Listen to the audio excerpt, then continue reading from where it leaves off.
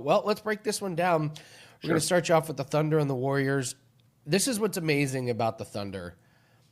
Hartenstein's out for a couple weeks. Dort is going to be out. Caruso is going to be out. And they're minus 11.5. There's just no other team where you can just be missing these key players and they're just going to be these big favorites. They just, next man up, over under is 224.5. How do you break down this game? Yeah, there's a key injury on the other side, too, obviously, that we'll address here in just a minute. But let's start by reminding everyone what they already know. Thunder are by far the best team in this league. They're one of 4 teams in league history to have opened a season by winning 20 of their first 21 games. They've won 12 in a row now by an average of 15.5 points per game. Their defensive rating per Hollinger is by so far and away the best in the league, Andy. I feel comfortable saying right now on December 2nd, OKC, for the second straight season is going to finish number 1 in defensive rating by a wide margin. Now, as great as Oklahoma City is, the point spread can and usually is the great equalizer.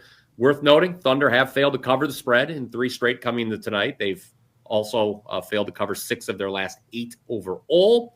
Here, as you mentioned, they're being asked to lay double digits on the road against a Golden State team that will not have Steph Curry. These teams last met on November 11th. That was a Tuesday. And yes, I did go back in the archives because I thought I broke that game down here on WagerTalk today. I did. I said to back OKC 3 weeks ago. They were at home for that particular matchup. Sure enough, they ended up winning 126-102 and easily covered the 8.5 point spread. Bigger number here, and they're on the road.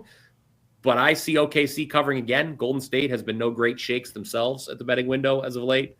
1-5 against the number their last 6. And no Curry is obviously huge. No Al Horford either for the Warriors. He missed the last meeting.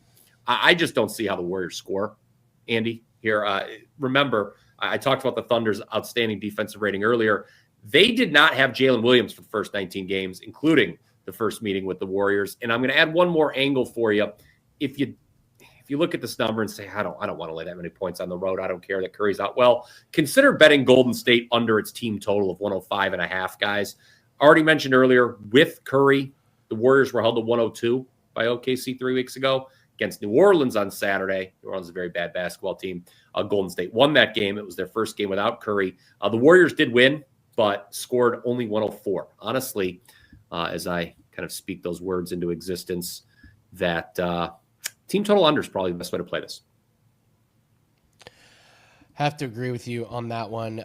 There is some chat in the live chat about line moves in the NBA. And guys, you got to be careful about these line moves. They're very easy to move lines before you get to the finalized lineups later on in the day. Like Teddy has talked about numerous times, you'll drive yourself crazy trying to chase line movement in NBA. These lines just move up and down. It's really easy to move it a couple points. So don't worry about a line move early in the day. Rob Vino on Full Court Press this morning had a really good point that he had been talking to someone years ago that, if you get so preoccupied with line movement, you're going to become a 50-50 better and lose on the VIG. So, and I thought that was well stated by Rob. Should be a great game. Brian, what do you have up for $5 Tuesday? Yeah, $5. Look, I will be joining the $5 parade as soon as I am done here. So in just a matter of minutes, I'll be putting up a basketball play for $5. I do already have up a 5% play on my page, wt.buzz/BP. That is for the Thursday night game in the NFL. We're coming off a nice 5% winner on Sunday, Andy, in the NFL. Rams-Panthers over. I think that was one of my probably better bets of the whole season. I'm notoriously pessimistic watching games, but even I was struggling to find reasons to be we just needed one touchdown in the second half. And I said, guys, I think we're going to do that. And we did. It cashed early in the second half. Very happy about that. Had the Commanders on Sunday night as well. That was a sweat. God, I was convulsing in bed trying to not wake up my wife as I'm like, I wanted to bet my life savings that Denver was going to score a touchdown on that first possession in overtime. I've never been so sure of anything in my life. Then and I'm like, God, please, just come down, score, go for 2 and miss it, and then let's go home. So did lose. Let's mention this. I know someone in the chat say, oh, well, why don't you mention? I did have the Giants last night. What an abysmal start to the game that was for the G-men. But did get a little bit back, Andy, in the NBA, where we're on a 14-2 run going back to last year's epic playoff run. Utah Jazz, first half, plus the points. Did not need the points in what was an outright upset of the Houston Rockets. So I think that covers a lot. We're 7-2-1 in the NFL. Oh, by the way, sides and totals last 3 weeks.